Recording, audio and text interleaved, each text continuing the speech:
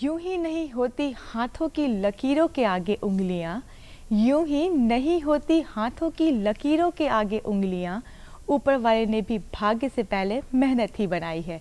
नमस्कार, आभार, अभिनंदन, स्वागत है हमारे सभी दर्शकों का उनके अपने पसंदीदा morning live show Bihar Bihar में। और आज के इस अंक में मैं हूं आपके साथ शक्ति। दर्शकों, आज के दिन की शुरुआत में डॉक्टर एपीजे अब्दुल कलाम द्वारा कहे बेहद ही खूबसूरत पंक्तियों से करना चाहूँगी, जिसमें उन्होंने कहा है कि यह इम्पॉर्टेंट नहीं रखता कि हमें कितने लोग जानते हैं, बल्कि यह मायने रखता है कि वो हमें किस वजह से जानते हैं। बेशक दर्शकों, क्योंकि वह वजह, वह मायने हमें हमारे मेहनत से, हमारे कर्मों से मिलती है। वो कहते हैं ना कि परिश्रम होना मनुष्य की सबसे बड़ी और सबसे वास्तविक पूजा अर्चना है, और इस पूजा के बिना मनुष्य का सुखी समृद्ध होना अत्यंत कठिन है। परिश्रमी वह व्यक्ति जो परिश्रम से दूर भागता है, अर्थात कर्महीन व्यक्ति सदैव दुखी होता है और दूसरों पर निर्भर होता है। लेकिन परिश्रमी व्यक्ति अपने कर्मों से, अपनी मेहनत से अपने जीवन की सारी समस्याओं को दूर करता है और अपनी इच्छाओं की पूर्ति भी करता है, क्योंकि परिश्रम होना सफलता की आगाज़ है। इसीलिए हमें हमेशा अपने जीवन में परिश्रमी होना चाहिए और एक सुखी सफल जीवन व्यतीत करना चाहिए। और जैसा कि आप सभी जानते हैं कि कार्यक्रम की शुरुआत हम हमेशा महान दार्शनिक द्वारा कहे उनके अनमोल विचारों से करते हैं। आइए आज के दिन की भी शुरुआत करते हैं डॉक्टर एपीजे अब्दुल कलाम द्वारा कहे उनके अनमोल वचन से, और देखते हैं आज का अनमोल वचन।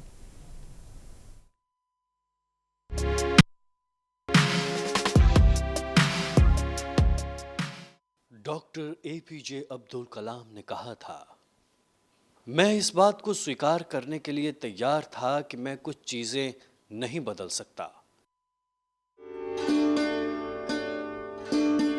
इसी के साथ दर्शकों, वक्त हो चला आज के मेहमान से रूबरू होने का। आइए स्वागत करते हैं हमारे आज के बेहद ही खास मेहमान का। आप हैं doctor Vibha Kumari, guest faculty, Magadh Mahila college, Patna. साथ ही साथ आप बतौर सदस्य state expert appraisal committee of Bihar और editor and reviewer of international scientific journals में भी कार्यरत हैं।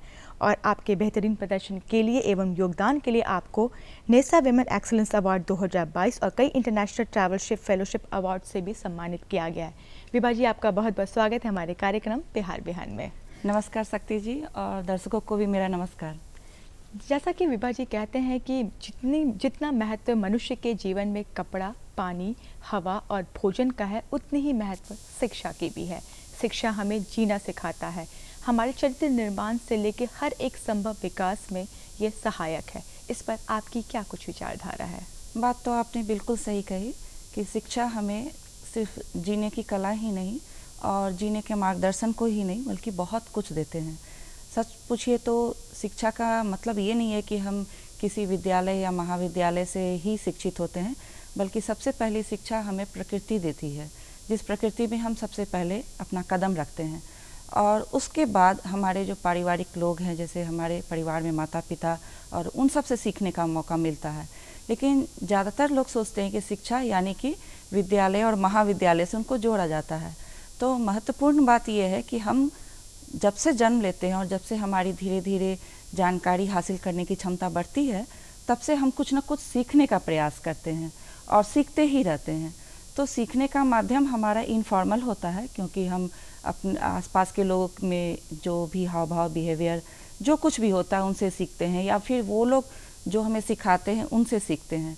और उसके बाद एक स्टेप पार करने के बाद हमें फॉर्मल एजुकेशन की ज़रूरत होती है, जिसके लिए हमें स्कूल के लिए विद्यालय या महाविद्यालय में भेजा जाता है और फिर वहाँ से सीखते हैं। तो इसको सीखने के पीछे क्या कारण, आखिर हम इस शिक्षा क्यों लेते हैं? तो लेने का है कि आसपास या जो कुछ भी मौजूद है उन चीज़ों के बारे में बेहतरीन तरीके से हम उनको जानें, और अपने आने वाले ज़िंदगी में इसको हम किस तरीके से अपने उपयोगिता के अनुसार और अपने तरीके से सब कुछ को बचाते हुए आगे हम कैसे इस्तेमाल करते हुए अपनी ज़िंदगी को और साथ में अपने आसपास के लोगों की ज़िंदगी को भी सुलभ करते हुए हम इसको आगे ले चलें। तो ये महत्वपूर्ण चीज़ है, और इसलिए इस पर ज़्यादा जोर दिया जाता है। चाहे विश्व का कोई भी देश हो, वहाँ शिक्षा पर बहुत ज़्यादा जोर दिया जाता है कि उनको किस तरीके से शिक्षित किया जाए, उनके आने वाले जो पीढ़ी है उनको किस तरीके से सिखाया जाए कि वो विश्व का नुकसान ना करें, बल्कि उनके बेहतरी के लिए वो सोच पाएँ।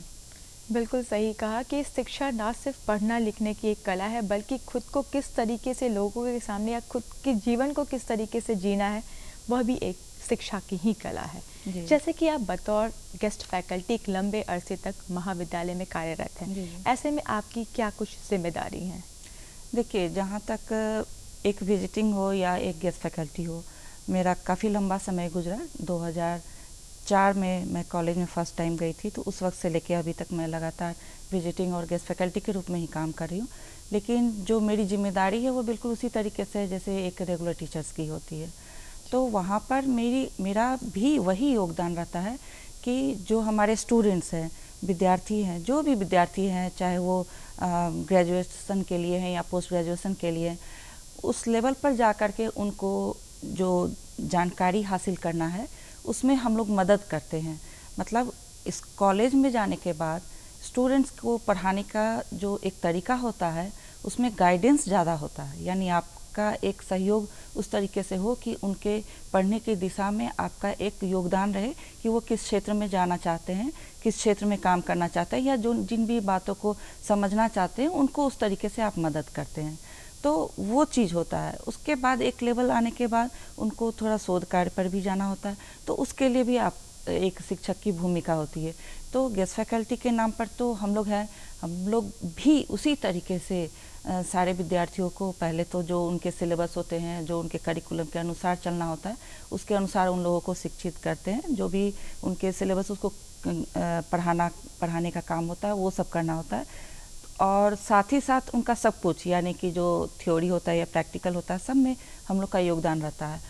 इसके साथ आसपास की चीज़ों को समझना है तो मेरा कुछ खास इंटरेस्ट प्रकृति से है, तो मैं उन लोग को थोड़ा जोड़ती भी हूँ, विद्यार्थियों को, चाहे वो जैसे भी हों, मैं उन लोग को जोड़ती हूँ। और मेरा ये नहीं रहता है कि तुम खास जगह जाओ तभी जाके सीखो, जो भी आसपास की चीज़ें उनसे मैं सिखाने का हमेशा प्रयास की हूँ। तो इस माध्यम से मैं उन लोगों को थोड़ा सा प्रकृति के बीच भी रखना पसंद करती हूँ, और प्लस उन लोग को बार बार मैं यही बोलती हूँ कि सबसे पहले आप इनको बचाओ, उसके बाद ही आप आगे किसी शिक्षा का जो आप एप्लीकेशन करोगे किसी भी पढ़ाई का, तो वो बाद की बात है। हमें तो अपने आसपास की चीज़ों को पहले सुरक्षित रखना है, इस पर मैं ध्यान देती रहती हूँ। जैसे कि अभी आपने जिक्र किया कि आप पढ़ाई के साथ साथ बच्चों को प्रकृति के साथ भी जोड़ती हैं। आपसे जानना चाहूँ कि वर्तमान समय में शिक्षा को नया मोड़ देने के लिए आप ऐसे और कौन कौन से नए प्रयास कर रही हैं? देखिए, जब मेरी बातें होती है विद्यार्थियों से, तो मैं हमेशा कहती हूँ कि किताबों तक सीमित नहीं रहना है, क्योंकि बहुत सारी घटनाएं आसपास में घटती है जिसका वर्णन किताब में नहीं रहता है। तो हमें उन घटनाओं को देखना होगा और उनको समझना होगा, क्योंकि घटनाएं तो घटती है सबके लिए, लेकिन सब लोग उसको अच्छे तरीके से समझ नहीं पाते हैं। हो सकता है मेरे अंदर भी समझ उस तरीके से विकसित ना हो, लेकिन ये समझ जो है हर एक इंसान के लिए अलग अलग होता है। तो मैं उन लोग को भी बोलती हूँ कि तुम इन चीज़ों को समझो, आप समझोगे तभी आप इनसे कुछ देखोगे, तब आपको कुछ आगे के लिए प्रेरणा मिलेगा कि हमें आगे क्या करना है। क्योंकि मान लीजिए आसपास में जो भी घटनाएं घटती है, अगर उसको हम नज़रअंदाज करें या कोई खास वर्ग हो जो इस पे नज़र रखे, वैसी बात ना हो, बल्कि हम सबको, क्योंकि मतलब सुबह से अगर शाम तक की बात करें तो घर से लेकर के किसी भी जगह जाते हो, चाहे पढ़ाई के लिए जाते हो, काम करने के लिए जाते हो, तो उसके आसपास में घटनाओं को देखते हुए हम लोग जाते हैं। बहुत कोई इस पे ध्यान देते हैं, बहुत कोई नहीं देते हैं, क्योंकि उनको आगे का काम पर भी उनका अपना ध्यान लगा रहता है। तो अगर हम ध्यान देते हुए चलेंगे तो हम उतना ही अपने आप को सुरक्षित भी रख सकते हैं, प्लस उसके साथ साथ हम उतना ही ज़्यादा उसके लिए कुछ उपाय भी निकाल सकते हैं अगर कोई समस्या हो। तो मैं विद्यार्थियों को यही बोलती हूँ कि आप इन चीज़ों पर थोड़ा गौर करें, थोड़ा देखें, और इन पर आगे आपकी सोच विकसित होनी चाहिए कि हमें या तो आप अपने आप को प्रोटेक्ट करो, क्योंकि पहला काम है खुद को सुरक्षित रखना। तो पहले खुद को सुरक्षित रखते हुए या खुद को अच्छे वातावरण में ले जाकर रखते हुए आप किस तरीके से आप आगे बढ़ोगे, इस पर ध्यान देना है। तो इसलिए मैं बार बार उन लोगों को अपने आसपास के जो भी घटनाएं हो या जो भी चीज़ें हैं उनसे वाकिफ़ कराती रहती हूँ कि वो इन चीज़ों से हमेशा लगाव के साथ लगे रहें। नहीं तो क्या होगा कि किताबों में जो जानकारियाँ हैं वो आपको एक ख़ास विषय को लेकर के जानकारी दी जाती है, और उस विषय को जानकारी लेकर के आप सोचेंगे कि ज़िंदगी के हर एक जीने का जो कला है उसको सीख जाएंगे, तो वो संभव नहीं है। सीखने के लिए हमें खुद से भी बहुत कुछ देखना और समझना पड़ेगा। तो वो सोच विकसित करना, ये मैं हमेशा करती हूँ। बहुत अच्छी पहल है आपकी। मतलब जिस तरीके से अगर हमारी जैसे कहते हैं ना कि हम अपने विचारों से निर्मित है, जैसे हमारे विचार होते हैं हम खुद वैसे ही बन जाते हैं। जी। जैसा कि आपसे जानना चाहूँगी कि आपने कई शोध कार्य किए हैं, ऐसे में सबसे पहले जानना चाहूँगी कि कितना महत्वपूर्ण है उच्च स्तर शिक्षा के लिए शोध कार्य? देखिए, उच्चतर शिक्षा का मतलब ही हो गया कि आप शिक्षा के उस आयाम पे पहुंच चुके हैं जहां पर आपका एक खास विषय पे आपका मास्टर हो गया, क्योंकि मास्टर ऑफ साइंस के बाद ही शोध कार्य शुरू करने, अभी तो ग्रेजुएशन से भी शुरू कर दिया गया, लेकिन मास्टर के बाद एकदम उसके आगे आपको शोध ही।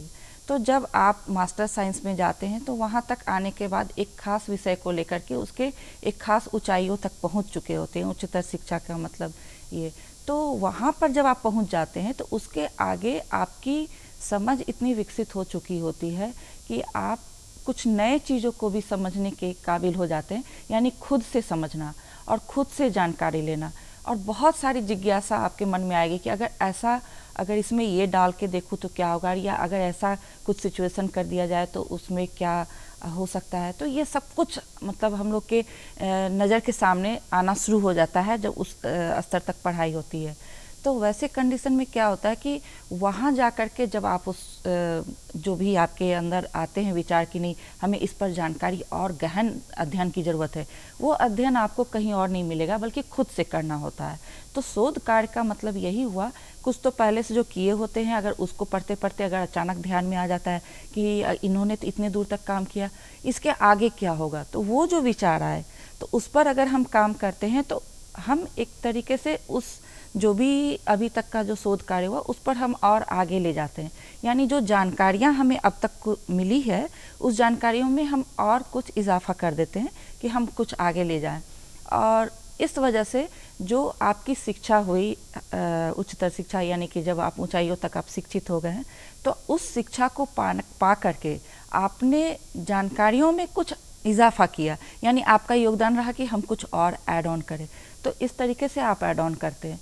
तो अगर आप आगे शिक्षा के क्षेत्र में काम करना चाहेंगे तो उसमें तो बहुत सहयोग करता है, लेकिन इसके अलावा भी शिक्षा के माध्यम से ही नहीं बल्कि आप कार्यों के माध्यम से, जैसे बहुत लोग वैज्ञानिक भी बनते हैं अपने शोध कार्य को लेकर के, यानी कि आप लगातार कुछ नए नए चीज़ों को आप दे रहे हैं और उसका जो फ़ायदा है वो समाज के लोगों के लिए होता है, समाज के बेहतरी के लिए होता है। तो वहाँ पे उस चीज़ का हमें फ़ायदा नज़र आ जाता है कि शोध कार्य का क्या फ़ायदा है। तो एक तरीके से कहें कि ये एक जब उस शिक्षा तक जा चुके हैं तो इसका एक महत्वपूर्ण योगदान बना रहता है। और आगे आने वाले जो लोग भी हैं अगर वहाँ तक पाते, तो मैं बोलती हूँ सबको कि थोड़ा इस पर ध्यान दो और छोटी ही सही लेकिन कुछ योगदान आपका होना चाहिए। आपने इतने दूर तक शिक्षा किया, कुछ योगदान आपका भी जाना चाहिए समाज के लिए। जैसा कि विभा जी अभी भी हमारी बात हो रही थी शोध कार्य पे, आपने भी कई शोध कार्य किए और देशों विदेशों में जाके इसे प्रस्तुत किया है। जी। ऐसे में आपसे जानना चाहूँगी कि आपके शोध कार्य किस किस विषयों पर आधारित थे? देखिए, सबसे पहले तो मेरे जो विषय थे वो पीएचडी में मैंने जो लिया था वो मैंने उस वक्त 2006 के आसपास में बता रही हूँ।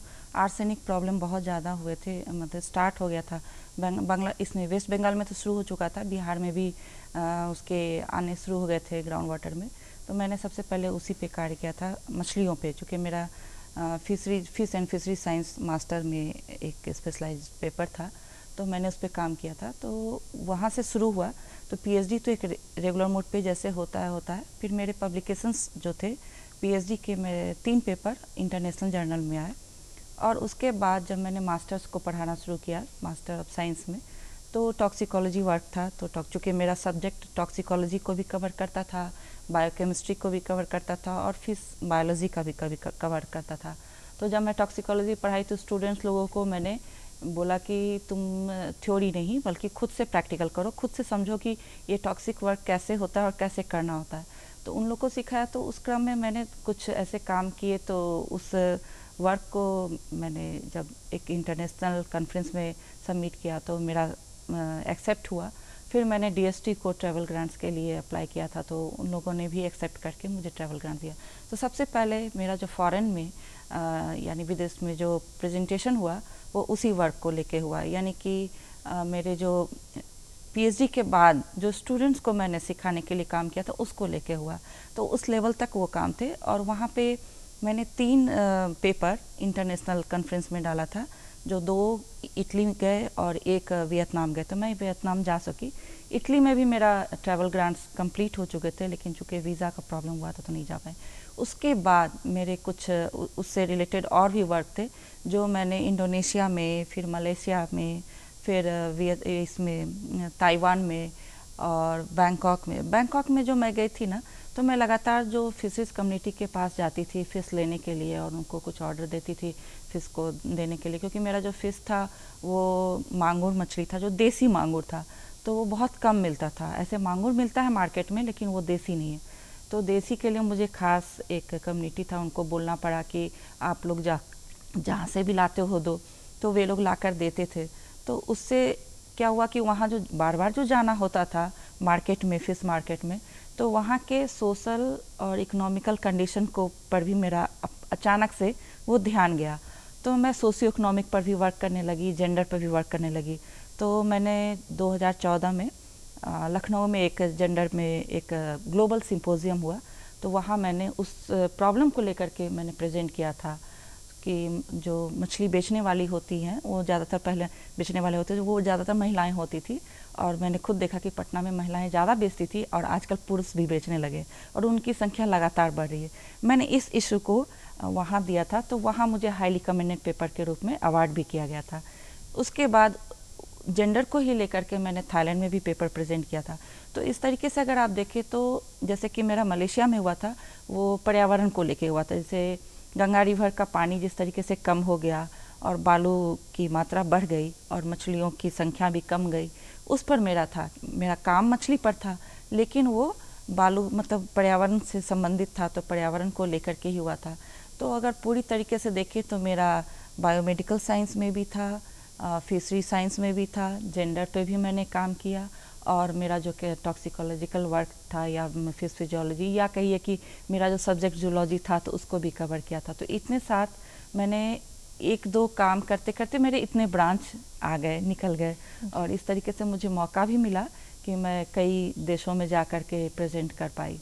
जी, जैसा कि अभी आपने जिक्र भी किया कि आपका रुझान कहीं ना कहीं एक्वाकल्चर की प्रति भी बढ़ा, तो आपने एक्वाकल्चर सोसाइटी को किस तरीके से बढ़ावा दिया या आपका क्या कुछ योगदान रहा, इसके बारे में बताएं।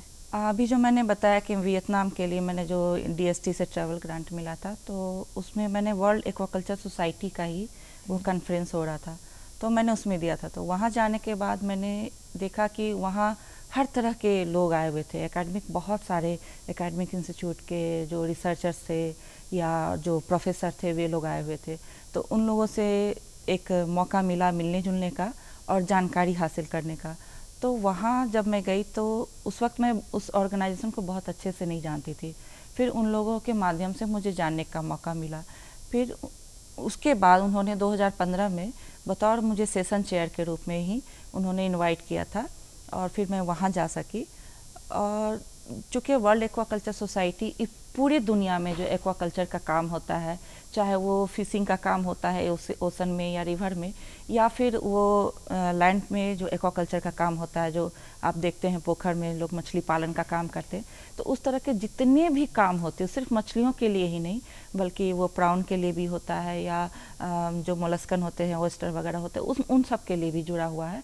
उस सारे काम को लेकर के वो एक बहुत बड़ा ऑर्गेनाइजेशन है जिसका हेड ऑफिस अमेरिका में है, और उसके कई चैप्टर हैं, जैसे अमेरिका है, लैटिन अमेरिका है, फिर अफ्रीका है, एशियन पैसिफिक है और कोरिया है। अभी 5 चैप्टर चल रहा है, जिसमें 4 रनिंग है। कोरिया का थोड़ा सा भी शांत है, तो 4 रनिंग। तो हम लोग चूँकि हिंदुस्तान में हैं, तो इस वजह से यहाँ ये एशियन पैसिफिक चैप्टर के पोर्शन में आता है।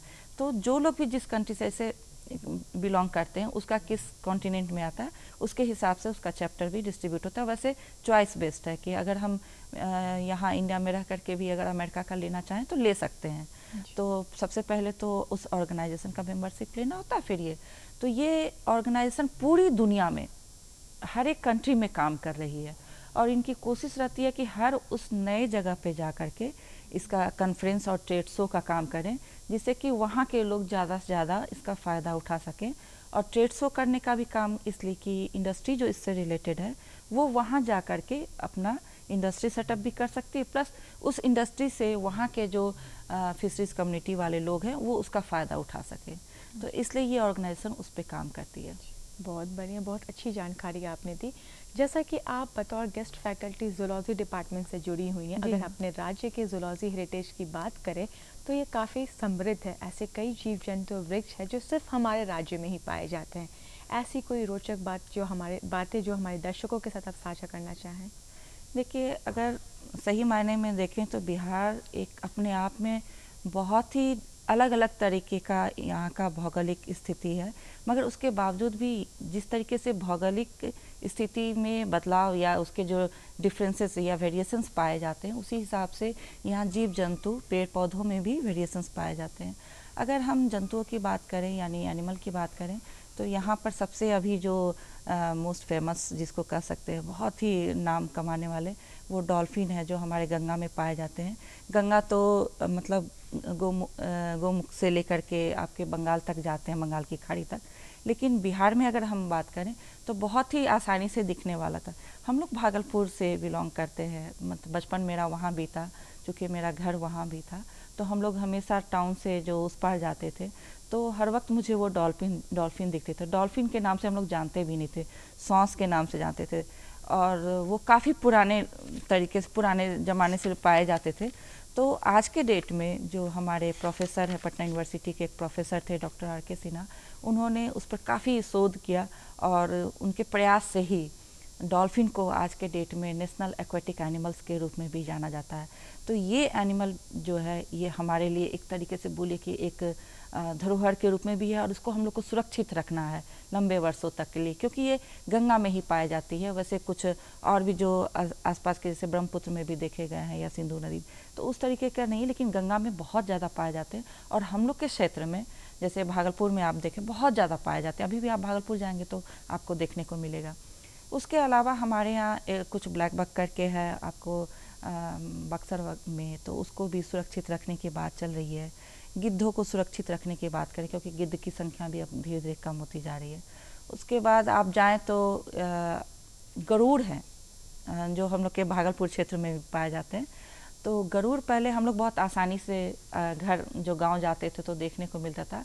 आज गरुड़ के भी संरक्षण का कार्य चल रहा है उसी क्षेत्र में, कोसी और जो गंगा का जो इलाका है उस क्षेत्र में चल रहा है। तो ये सब जंतु जो है हमारे लिए सच पूछिए तो एक धरोहर के बारे में। हाँ, और इनको बचा कर रखना बहुत ज़रूरी है, क्योंकि ये हमारे यहाँ के हम इंडिजिनस इसको वेराइटी बोलते हैं। जी। और अगर पौधों की बात करें तो हमारे यहाँ भी कुछ खास किस्म के आम होते हैं जो आप जानते हैं, दीघा का मालदा, ये भी धीरे धीरे ख़त्म होने के कगार पे, उसको भी बचा के रखना है। भागलपुर ज़िला में आपने सुना होगा कि भागलपुर का चूड़ा और चावल कतरनी वो भी बहुत फेमस है, उसको भी आज के डेट में बचा के रखना है। क्योंकि जिस तरीके से पर्यावरण में प्रदूषण फैला, मिट्टी और पानी में बदलाव हुआ, तो उसके भी जो जीन है या जो उसकी वैरायटी उसमें भी चेंजेज आने हैं, उनको भी बचा के रखने की है। ऐसे आपको बहुत सारे पेड़ पौधे भी मिल जाएंगे जो यहाँ के लिए एक है, और बहुत सारे आप चंपारण में जाएंगे तो वहाँ का एक अलग वैरायटी का चूड़ा जो चावल से होता है वो है। फिर आपको दरभंगा साइड में जाएंगे तो जहाँ बाढ़ आते हैं वहाँ एक धान होता है जो बाढ़ के पानी के साथ बढ़ने से उसकी भी जो लंबाई बहुत तेज़ी से बढ़ जाती है। तो वो सबको भी संभाल के रखने की ज़रूरत है। जैसा कि विभा जी अभी भी आपने जिक्र किया कि ऐसे कई जीव जंतु और वृक्ष है जो केवल बिहार में ही पाए जाते हैं, लेकिन किन्हीं कारणों से इनकी जो संख्या है उसमें कहीं ना कहीं कमी देखने को मिलती है। इसके क्या मुख्य कारण है? जैसे कि आपने अभी मैंने जो उदाहरण दिया कुछ जंतुओं के बारे में, कुछ पेड़ पौधों के बारे में, सच पूछिए तो इसके पीछे दोनों ही कारण है, मानवीय कारण भी है और साथ में प्राकृतिक कारण भी है।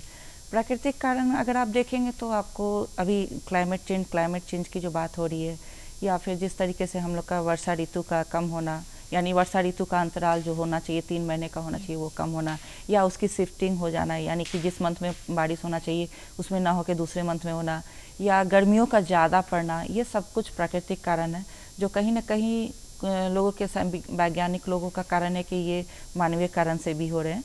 और मानवीय कारण इसलिए कि उसको डायरेक्ट अगर हम देखा जाए, सीधे तौर पे देखते हैं कि वो उसका दोहन करना शुरू करते हैं। जैसे मैंने डॉल्फिन को बताया, तो बहुत सारे मछुआरे इसको पकड़ के इसके तेल को निकाल करके मछली पकड़ने का काम करते थे, या फिर उसके मांस को बेच के खाने पीने के काम में लाते थे।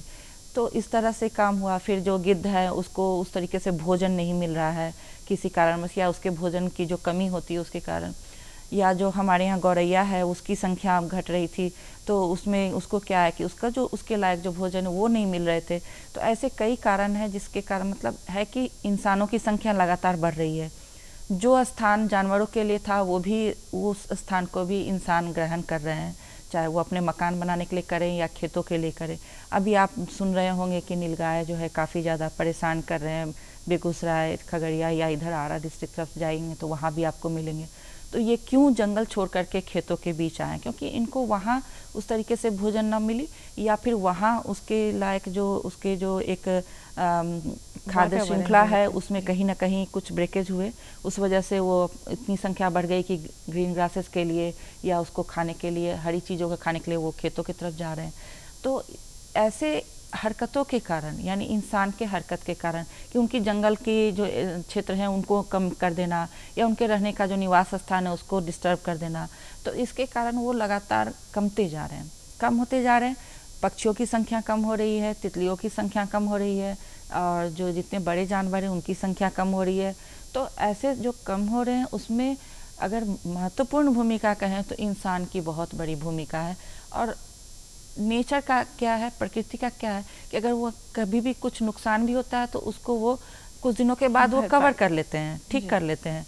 लेकिन इंसानी हरकतों के द्वारा जो होती है वो ठीक नहीं होती। इसलिए बार बार कहा जाता है कि इंसान को भी अपने तरीके से कुछ ऐसे उपाय करने चाहिए जिससे उनकी संख्या बढ़े और उनको भी रहने का मौका दें, क्योंकि पृथ्वी सभी के लिए निवास स्थान के रूप में है। और सरकार ने इनके बचाव के लिए काफ़ी योजना कार्यक्रम को शुरू भी किया है। ऐसे में आपसे जानना चाहूँगी कि आम जन किस तरीके से इन योजनाओं में अपना योगदान देकर सहायक सिद्ध हो सकते हैं? जैसे अभी भी आप बता रही थी सरकार के बारे में, तो अभी भी जैसे डॉल्फिन के बारे में, तो उसके लिए उन लोगों को जो आसपास में रहते हैं, जो नदी किनारे रहते हैं, या जो मछुआरे जाते हैं जाल बिछाने के लिए जिसमें फंस जाती है डॉल्फिन, तो उन लोगों को ये सिखाया जाता है कि किस वजह से मछली या डॉल्फिन को प्रभाव पड़ेगा। जैसे डॉल्फिन के लिए अगर देखें तो उनको बताया जाता है कि आप उस तरीके से जाल में अगर फंस गए तो उनको निकाल दीजिए, या उस एरिया में ना जाएं, उस क्षेत्र में ना जाएं जहां वो रहती है ज़्यादा संख्या में। और जहां पे मान लीजिए कुछ वैसे जंतु पाए जाते हैं तो वहां के जो आसपास के लोग हैं ना उनको ट्रेनिंग दी जाती है। ये पार्ट ऑफ गवर्नमेंट की ही पॉलिसी है या गवर्नमेंट का ही प्रोजेक्ट है, जिसमें उनको देना है कि उनको शिक्षित करना है, बल्कि उनको सिखाना है कि किस तरीके से उसकी सुरक्षा करेंगे। तो सुरक्षा प्रहरी के रूप में भी उनको लगाया जाता है, और चूँकि वो आसपास में रहते हैं इसलिए उनकी ये जिम्मेदारी हो जाती है। तो वो तो उस चीज़ को निभाने के लिए उनको सरकार ने प्रयास किया। इसके अलावा कुछ सख्त कानून भी बनाए गए हैं कि अगर आप उस जंतु को अगर किसी भी तरीके से छेड़ते हैं या मारते हैं तो आप पर किस तरीके का कानूनन कार्रवाई की जाएगी और प्लस पेनल्टी भी लगाए जाएंगे।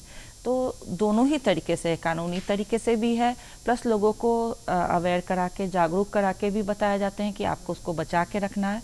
और तीसरे में प्रहरी के रूप में भी तैनात किए जाते हैं कि उनकी सुरक्षा कर सकें।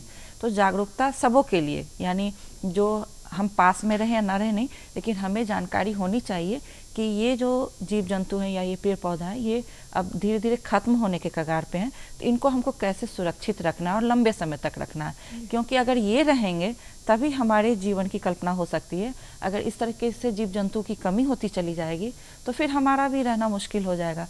तो इनको ये चीज़ समझना पड़ेगा, और ये हम लोग समझाते भी हैं। और जो लोग समझ गए उनकी जिम्मेदारी है वो दूसरों को भी समझाएं। जी बिल्कुल। तो ये जिम्मेदारी भी जैसा कि आप SCERT में भी कार्यरत हैं, इसके बारे में कुछ जानकारी दें या क्या कुछ आपके योगदान है इसमें? देखिए, जैसे NCERT दिल्ली में है, जैसे national council for education and training के लिए, जो रिसर्च एंड ट्रेनिंग के लिए, उसी का एक विंग जो स्टेट के लिए होता है, वो हर एक स्टेट में स्टेट काउंसिल होते हैं। तो वहाँ पूरी जो विद्यालय की शिक्षा प्रणाली है, जिसमें कि शिक्षा के लिए पाठ्यक्रम, पाठ्यचर्या और पाठ्यपुस्तक, इन सब का निर्माण कार्य होता है। इस पे विचार होते हैं कि अगले बार क्या होगा। तो वहाँ इस तरह से लगातार मैंने भी काम किया। 2004 में वहाँ गई और लगातार इस पे काम किया। शुरुआत में हम लोग पाठ्यचर्या पे काम किया कि किस तरीके से हम लोग का करिकुलम होना चाहिए था, पाठ्यचर्या का रूप होना चाहिए था। और बिहार में पहली बार उस वक्त तैयार हुआ था पाठ्यचर्या के रूप में।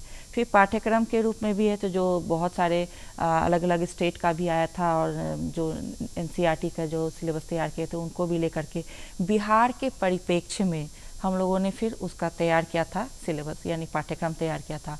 और पाठ्य पुस्तक में भी जिस तरीके से एनसीईआरटी का बुक था या फिर अदर स्टेट के भी कुछ प्राइवेट पब्लिकेशन के भी बुक थे, उनको भी ध्यान में रखते हुए बिहार को लेकर कि जैसे कि उसमें कुछ उदाहरण भी देना है तो बिहार के क्षेत्र के अनुसार देना है कि विद्यार्थी उसको आसानी से समझ सके और ना हो सके तो उनको परिभ्रमण करा के भी उस क्षेत्र का जानकारी दिया जा सके।